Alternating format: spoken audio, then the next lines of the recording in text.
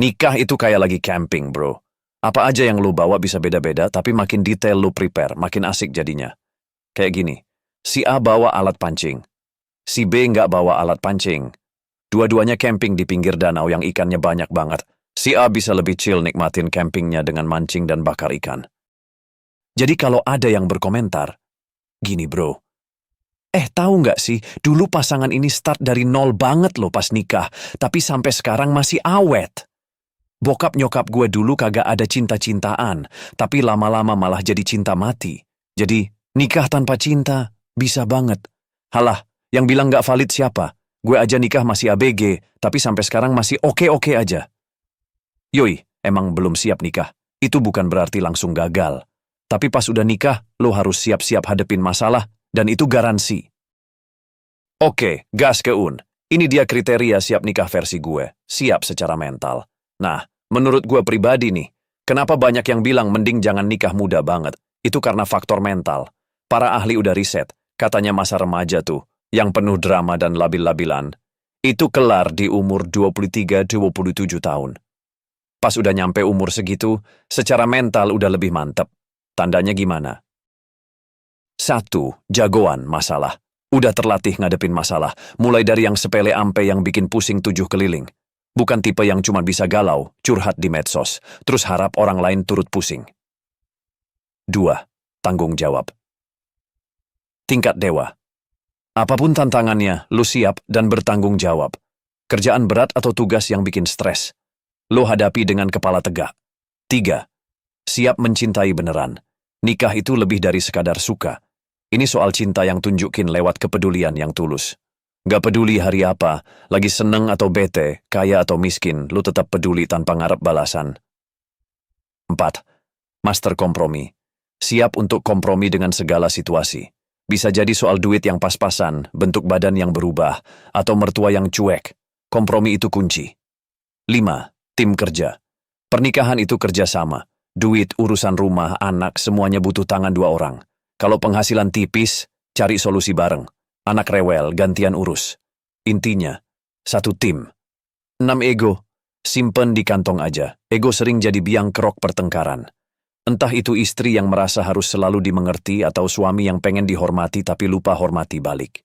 Ingat, di sini semua setara, sama-sama manusia yang punya hak dan kewajiban. Jadi, bukan cuma siap di kertas, tapi siap di lapangan juga, bro. Kriteria siap nikah dari sisi fisik. 1.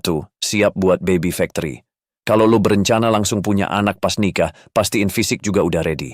Masa-masa golden years buat bikin baby itu umur 20-an. Alasannya, masih subur banget, risiko keguguran atau komplikasi lainnya lebih rendah. Plus, rahim juga udah kuat banget. 2. Siap jadi super parent. Merawat anak itu bukan cuma soal duit, tapi juga fisik lo harus siap. Siap begadang, ngasih makan, bersihin hadiah.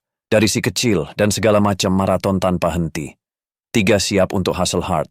Ini bukan cuma tugas cowok, tapi cewek juga kudu siap fisik buat kerja keras.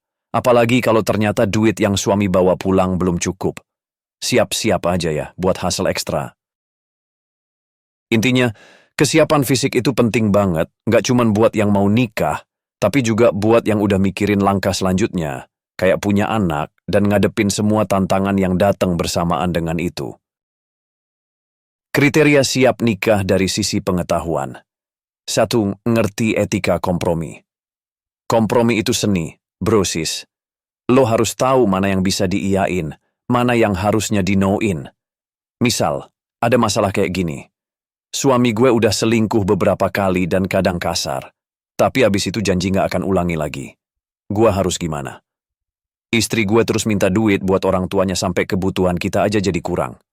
Mertua minta dibeliin motor baru, gue harus gimana? Ini soal paham batasan dan kapan harus bilang stop. 2. Paham ilmu parenting. Kalau lo berencana punya anak, ilmu parenting itu wajib hukumnya. Dari ngasih makan yang bener pendidikan sampai cara ngadepin tantrum anak. Semua butuh pengetahuan yang cukup. 3. Mengerti bahasa cinta. Jangan sampai cekcok cuma gara-gara lupa anniversary atau nggak bawa kado. Setiap orang punya bahasa cinta yang beda-beda. Ada yang lewat waktu berkualitas, ada yang lewat sentuhan fisik, kata-kata afirmasi, tindakan pelayanan, sampai hadiah. Paham bahasa cinta pasangan bisa bikin hubungan lebih harmonis. Jadi, sebelum masuk ke dunia pernikahan, penting banget buat ngumpulin pengetahuan sebanyak-banyaknya. Bukan cuma soal HS, tapi juga soal gimana caranya jadi partner yang baik, orang tua yang oke, dan individu yang siap menghadapi berbagai tantangan rumah tangga. Kriteria siap nikah dari sisi keuangan. 1. Bukan soal jadi sultan. Kesiapan finansial bukan berarti lo harus tajir melintir dulu. Yang penting, income dan lifestyle lo udah balance. Contohnya nih, si A punya gaji 10 juta per bulan, tapi pengen bisa liburan keluar kota tiap minggu dengan budget 1,5 juta per trip. Kalau bulanan dia butuh 6 juta buat hidup, ya jelas belum siap secara finansial. Si B dapat 5 juta sebulan, buat hidup sehari-hari habis 4 juta, sisanya ditabung. Kalau pasangannya nggak kerja dan butuh 2 juta per bulan, si B juga masih belum siap secara finansial. 2. Lifestyle. Cek. Penting banget lo sama pasangan lo ngerti dan sepakat soal lifestyle yang diinginkan.